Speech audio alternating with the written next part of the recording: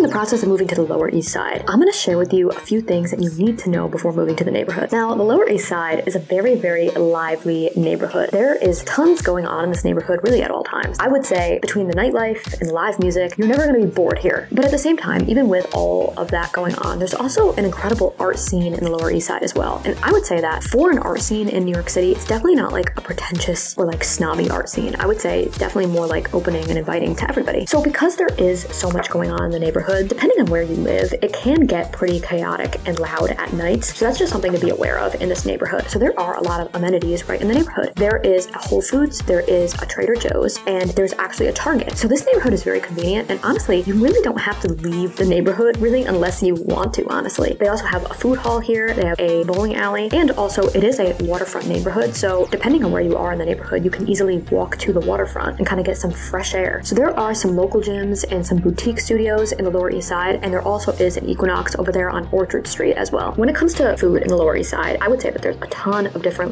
options from different ethnicities, which I love because that's what New York City is about, is really just trying food from all these different communities around the world. So you can definitely find pretty much all of that in the Lower East Side. So depending on where you live in the neighborhood, you might have to take some more obscure subway lines or do transfers to get to other neighborhoods in Manhattan. That is one thing to be aware of with the Lower East Side, because if you look at where the Lower East Side is on a map, it's not on the main subway lines in Manhattan for the most part. So that's just the one thing that you do have to be aware of, is map out where you need to go and how you're going to get there before making your move to the Lower East Side. So these are just a few things that you need to know before moving to the Lower East Side. If there's anything that I missed in this video or anything that you want to add, please share it in the comments, because as always, I love hearing from you guys.